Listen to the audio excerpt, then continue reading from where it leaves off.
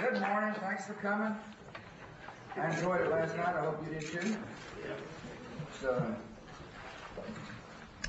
was a lot of fun.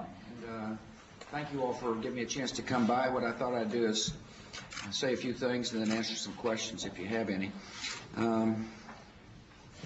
We have got a chance to achieve some big things for the country, to lay the stage for peace, and to keep America in the lead. And these are goals that both Republicans and Democrats should share. You know, there's a lot of politics here in Washington, so you say, well, you know, it's a Republican goal to make America competitive. I just don't agree with that. It should be a national goal. It's a national goal to protect our people, and therefore it requires a lot of collaboration throughout all aspects of government. And no better collaborators than to implement good policy than our governors. So thanks for giving me a chance to come and share some insights with you. First, one question that ought to be confronting everybody is, how do we keep this economy of ours strong? With a couple of notable exceptions, like our friends in Michigan and Ohio in particular, maybe Washington State, the overall economy is in great shape. People are working, productivity's up, people own their homes, small businesses are flourishing, and the fundamental question is, what can we do together to keep it that way? Part of it is to be wise with taxpayers' money. Congratulate the states that have done a good job of increasing their surpluses. It's a good thing. I can remember a couple of years ago when we were a little worried about deficits at the state level. That's changed. Surplus, tax policy, wise with people's money all go hand in hand in terms of making sure America remains competitive. I believe if you take money out of people's pockets, it hurts economic vitality and growth. I know full well that in order for us to be competitive, two other things have to happen. One is we got to be less dependent on foreign sources of oil. I told the people, it probably shocked them pretty much when I was standing up there as the guy from Texas saying, our dependency upon oil creates a problem, but I meant it. Dependency upon oil has created an economic problem for us. It challenges our economic security, because when demand for oil goes up relative to supply worldwide, it causes the price at the pump to go up. It's like a hidden tax on our people when gasoline prices go up. Dependent on foreign source of oil, it creates a national security problem. You know, you hear parts of the world where there's disruption in oil supply as a result of local politics, for example. It affects the United States of America. We spend a lot of time worrying about disruption of energy because of politics or civil strife in other countries, or because tyrants control the spigots. And it's in our national interest that we become less dependent on oil. And so we've laid out a strong initiative to encourage Congress to continue to spend research and development money to enable us to power our automobiles through additional uses of ethanol, to expand E85 beyond just the current regional, the region where it's being, where the corn is being grown, to be able to use other types of biomass to fuel our cars, and we think we're very close to that kind of breakthrough.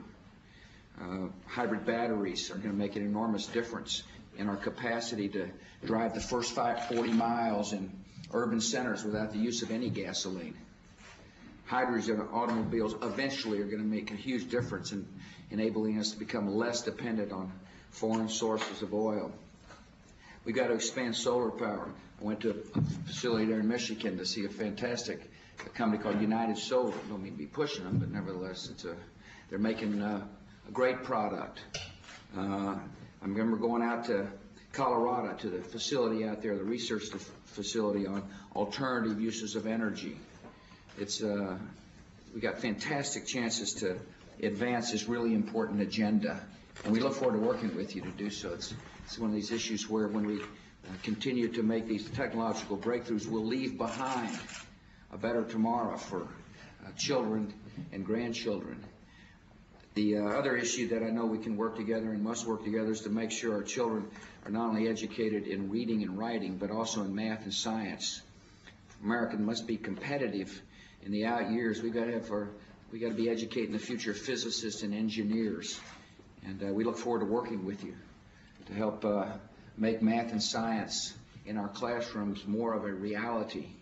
As well, we plan on doubling the amount of federal research dollars for basic sciences, and recognizing that most of the research if the United States is done at the corporate level to make the research and development tax credit a permanent part of the tax code.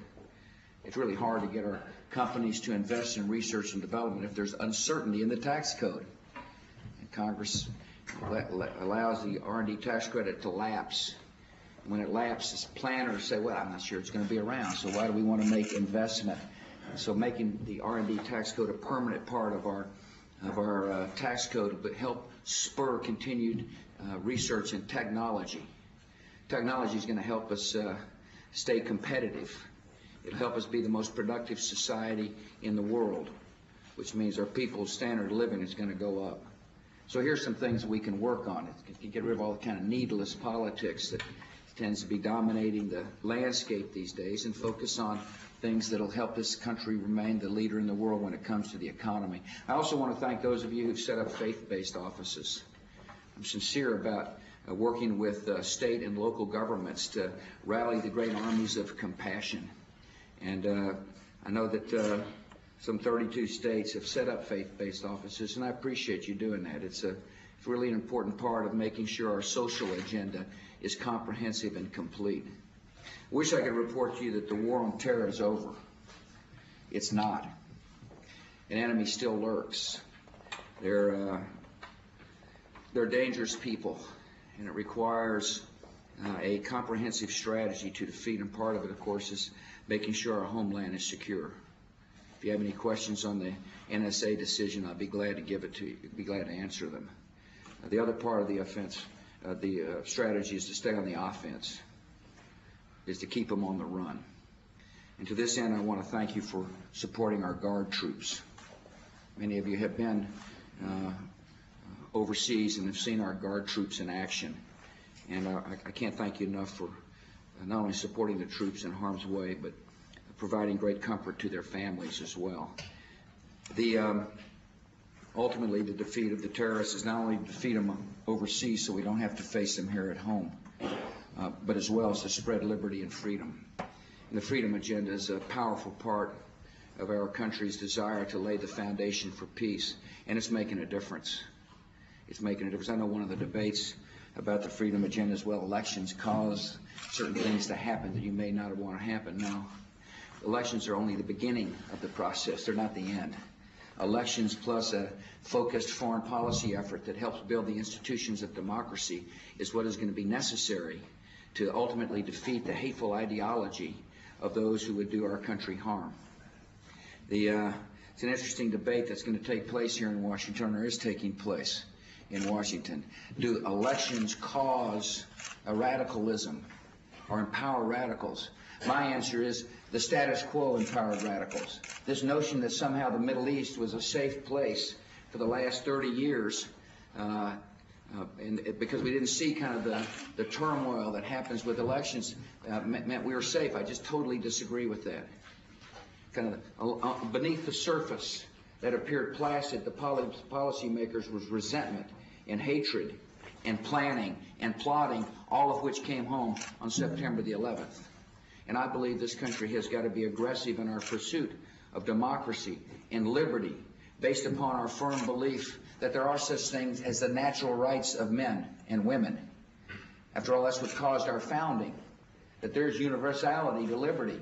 And we shouldn't be surprised when 11 million Iraqis go to the polls and demand freedom in the face of unbelievable terrorist attacks. That shouldn't surprise America. We ought to say we recognize that spirit. And it is that spirit that's ultimately going to be able to say we've kept the peace for our children and grandchildren. And so we can work together on these important issues, and I thank you for giving me a chance to come by and visit with you about them. Thank you.